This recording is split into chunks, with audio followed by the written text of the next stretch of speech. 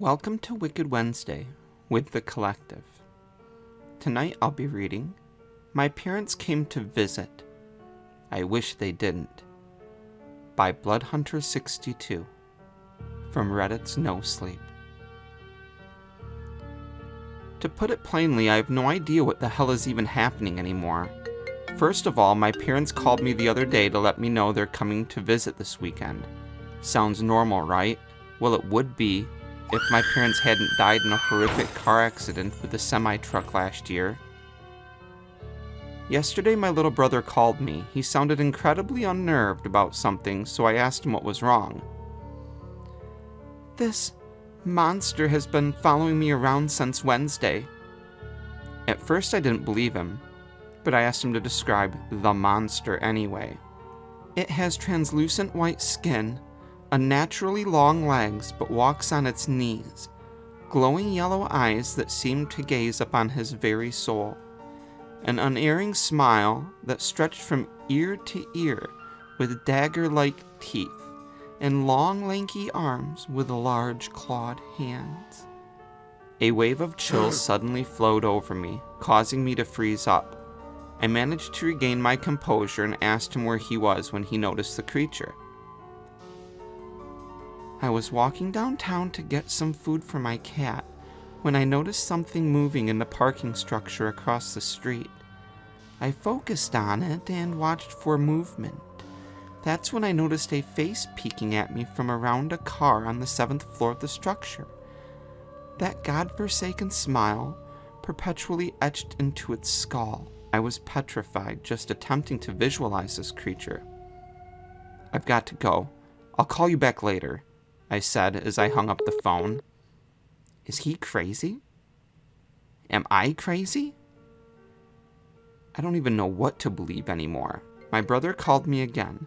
What he said sent a tsunami of pure, unrelenting fear through my entire body. I met the monsters last night. I was taken aback. How is he still alive? What happened? I asked him. When I finally fell asleep last night after hours of tossing and turning, worried about the monster, I was quickly awakened by a scraping sound. It sounded like nails on a chalkboard and sent goosebumps down my arms. I lurched forward in my bed to find the source of the sound.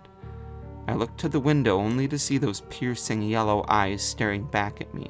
I was frozen with primal fear, the most powerful emotion of all, as it slowly slid one long claw under the window and opened it. I was paralyzed as it crept through the window and into the room with me. I saw my life flash before my eyes as the monster outstretched its lanky arms toward me. I thought it would simply reach into my chest and tear out my still beating heart. I was surprised when the monster gently scooped me up in its arms. It cradled me like an infant as it crept back outside through the open window. As we crept towards the forest, the creature pushed itself off of its knees. It now stood at its full height, well above the treetops. It strode through the forest with an elegance not befitting of a creature of its appearance. As it cradled me, it began to sing one of the lullabies Mother used to sing to us at bedtime. Its voice was that of an old woman, but much more eerie. It was as if someone had taken a recording of an opera and layered it on top of itself, as if there were hundreds of voices singing at once. When I awoke, I surveyed my surroundings. I was still in the woods. There was an enormous bonfire directly in front of me, and the monster was on my left side, just staring down at me. Then a second monster appeared behind it, much larger than the first. This one spoke in a deep voice that once again sounded like 100 voices at once. My son, it has been far too long. Your mother and I have missed you dearly. I should have been terrified, but instead I only felt loved. We have brought you a gift. With this, it put forward its hand, holding in it a children's book.